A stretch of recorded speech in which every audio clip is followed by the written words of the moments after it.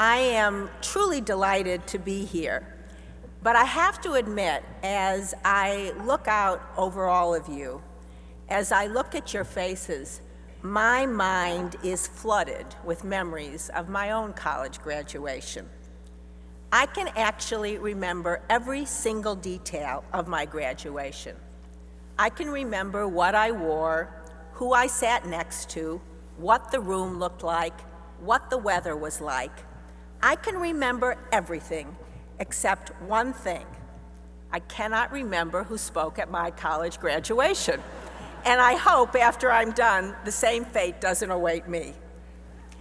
When I graduated from college in 1966, over 42 years ago, it was a completely different world.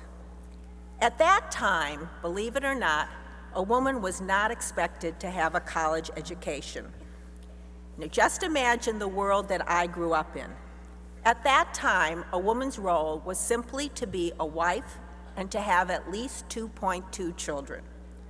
Education for women was not particularly valued.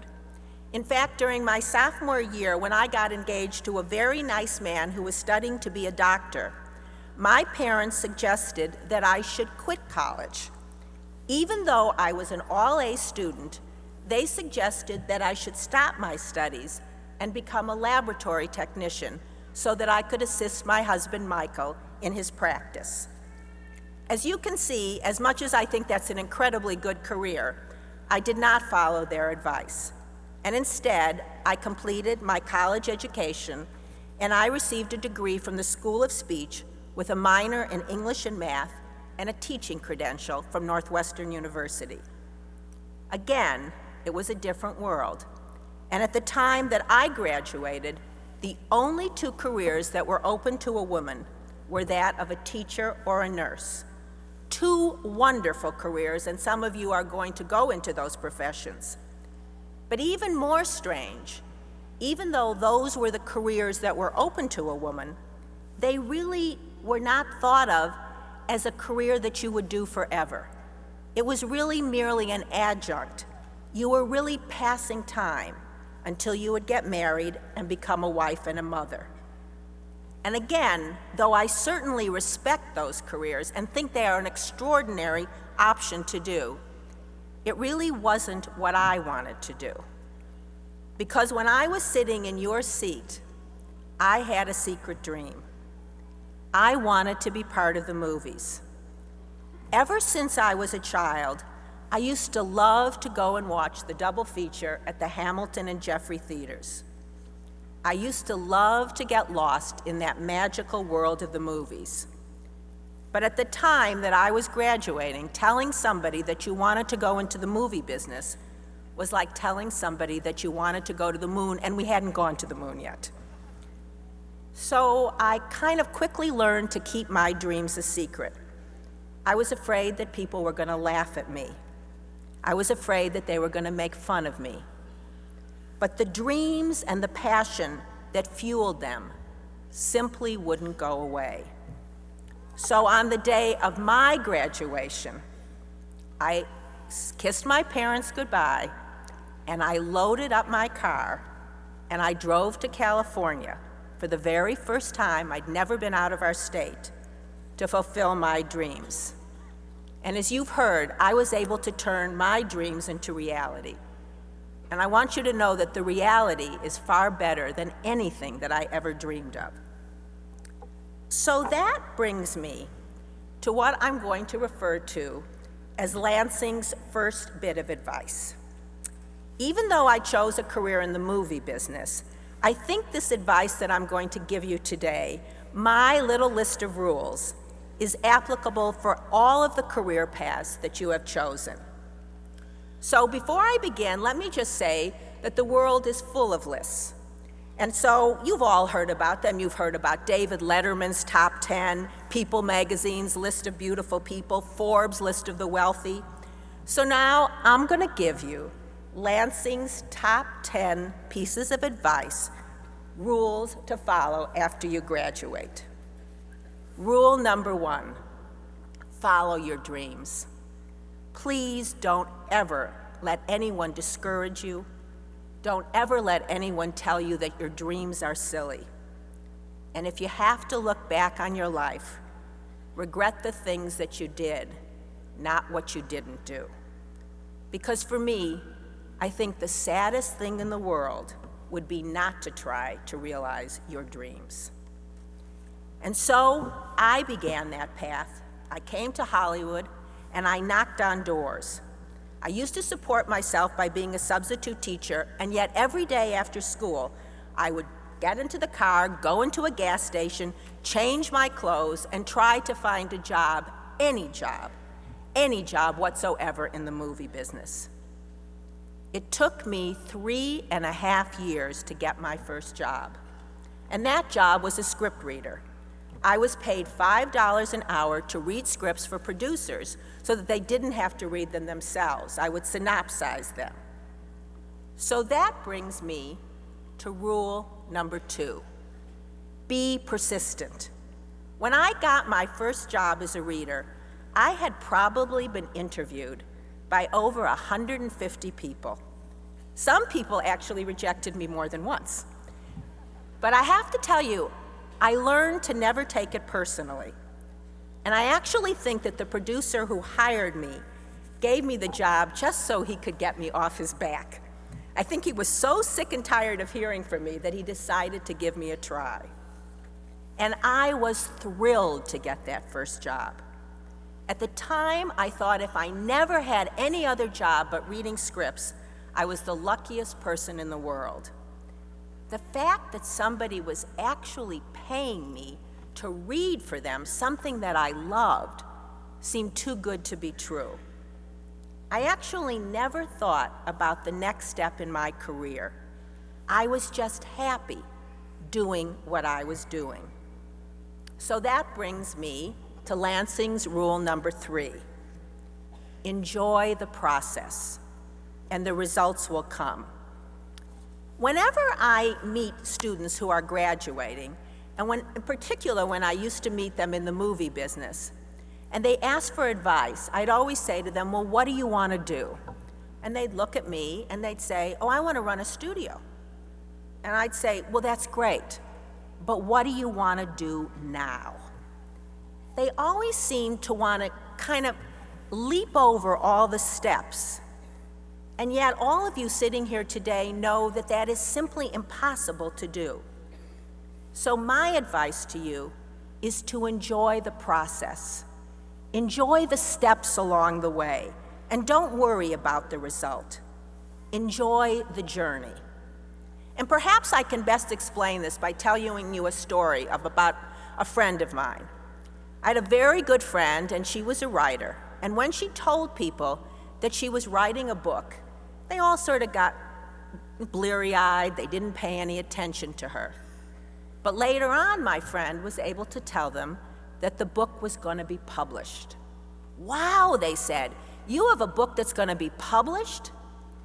Proud of the results, but not of the action. Just getting up to bat is what we should respect. Just trying. So the next 6 years, I worked within the studio system. I began, as I told you, as a script reader, and then I was promoted to story editor, then executive story editor, then vice president of creative affairs, then senior VP, and finally president of production at 20th Century Fox. By the time that I got that job, I had literally done every job within the studio system. And so my promotion was actually a natural evolution. I had climbed the corporate ladder. Throughout the years, I had worked long, hard days, 7 days a week, 24 hours a day. I often sacrificed social engagements so that I could do the work. I over-prepared. I over-studied, which brings me to rule number 4. Do the work. There are no shortcuts. Whenever I think about what distinguishes successful people from those who are not, I always think that successful people are people who did the work and who didn't give up, who hung in.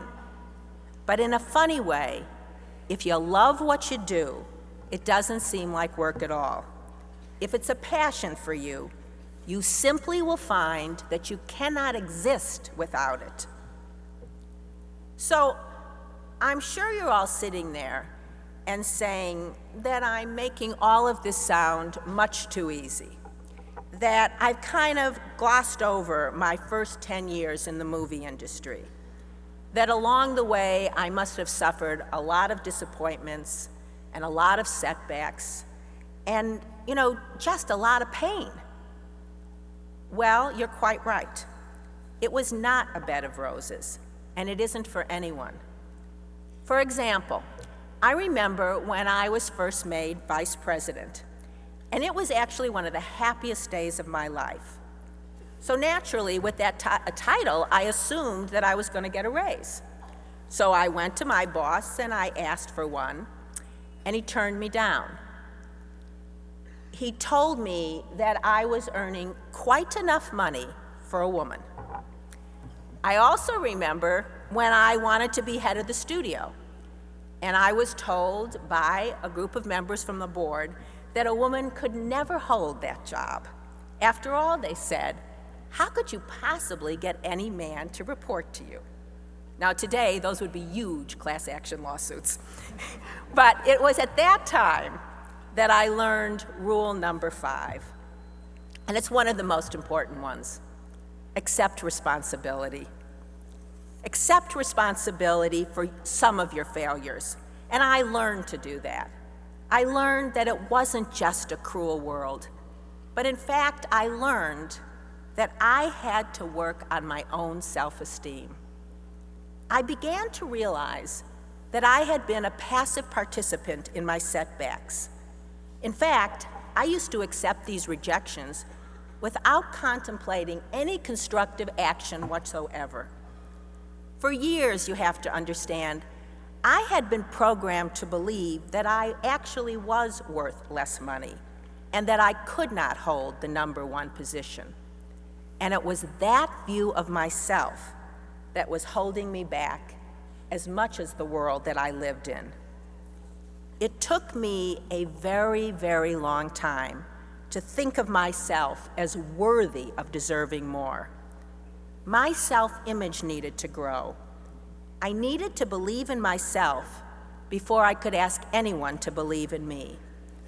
I actually had to think I deserved a raise before I could get one, and I had to passively not accept being #2 and believe that I could run the studio before anyone would give me that opportunity. So I say to all of you, accept responsibility for your actions and your own disappointments. And in doing so, you will take control of your life and you will not be a victim. So now, I was 35 and I was ahead of the studio. There had never been a woman before me, and so my appointment was graded with a lot of media attention, and there were no role models to follow. And in many ways, I was luckier than a lot of you will be, since there are now so many role models. Because since there was no one there, I had to make up my own rules. Which brings me to rule number 6. Be yourself. Please develop your own style, your own uniqueness, and just be you. Don't copy anybody else. Adopt your own style, because if you copy someone, all you will do is be a carbon copy of the original, and you'll be a poor imitation. So I loved my time as head of the studio, but a lot of you are going to find out that after several years of a corporate structure, it's only natural that you want to be an entrepreneur. I wanted to run my own company, and most importantly, I actually wanted to make movies that reflected my own passions and my own sensibilities. And so, after 4 years, I left the safety of the corporate world and I became an independent producer. Which brings me to rule number 7. Change is good. New risks and new challenges keep you alive. Nothing is worse than just repeating yourself. You know, I've heard that in many business schools, they tell you that every 10 years, you should replant yourself. So I think that's kind of an interesting thought. In some way, you should grow, you should evolve. And as a producer, we tackled some of the most controversial subjects in our films. We made movies like Fatal Attraction, The Accused, Black Rain, School Ties, Indecent Proposals. Movies that caused, I hope, all of you to talk. They were controversial. They stimulated people, and they made you think. Not everybody liked all of our movies, and not all of our movies were successful commercially. But we did films that were dear to our hearts, and in many ways the movies that I made were a Rorschach test for what was going on in my own life, for what I was feeling at the time. Which brings me to rule number 8. Please don't be afraid to fail. Fear of failure leads to mediocrity. I've often thought that people who have the greatest success can also tell you a story about their great failures. But instead of being defeated by their failures, they learned from their mistakes. They paid attention to their mistakes.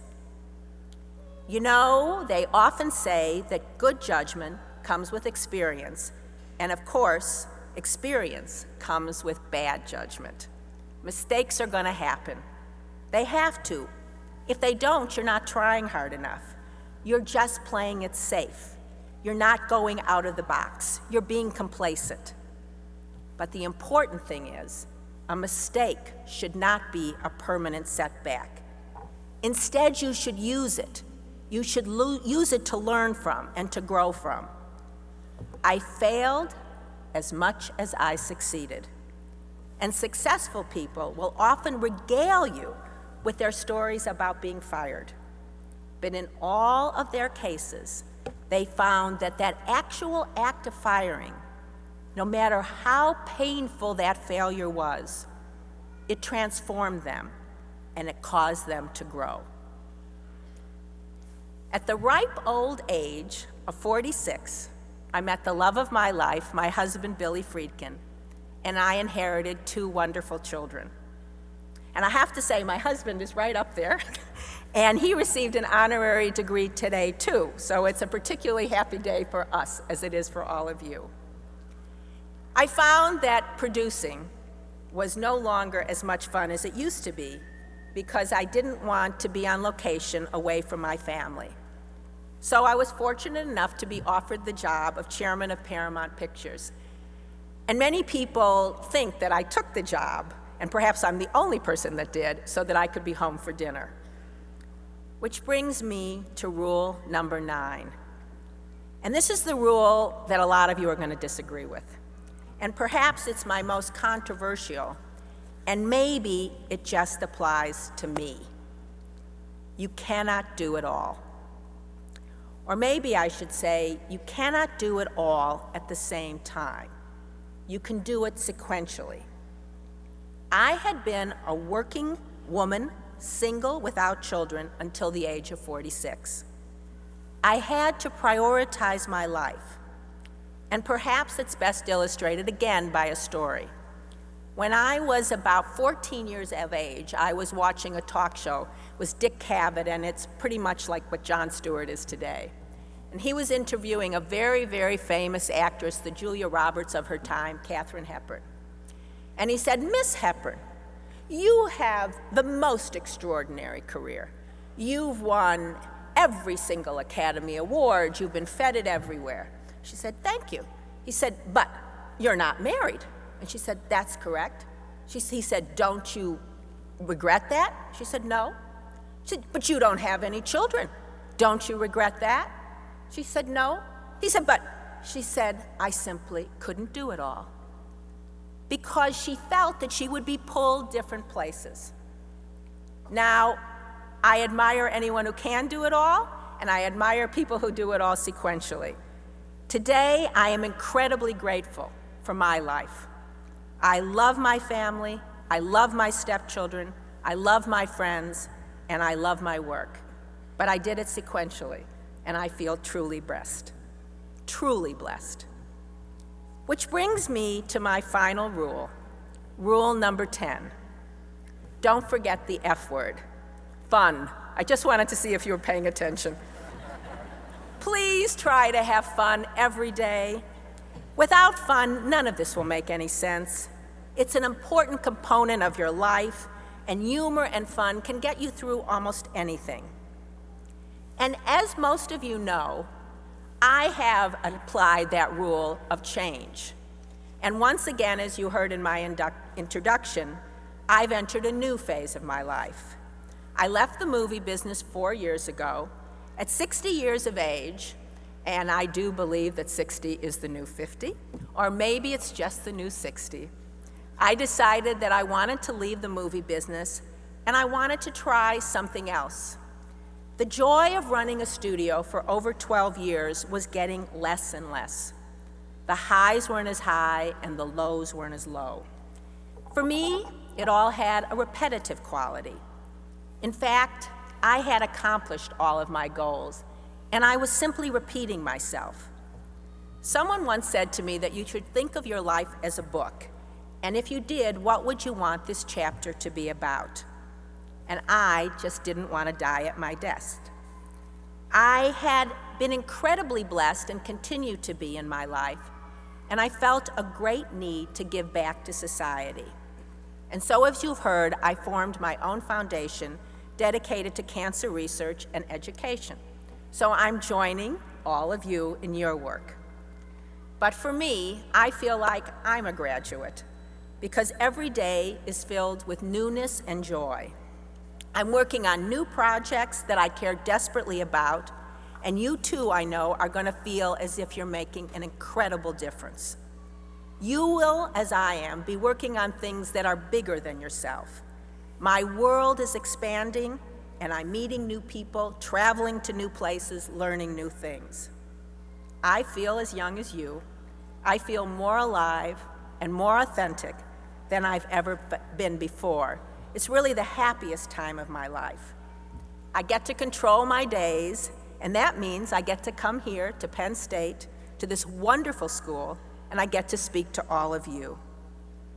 So in closing, I just want to first thank you for listening to me and tell you what you already know, that the world is a far different world than when I graduated. Remarkable progress has been made. You all have unlimited possibilities.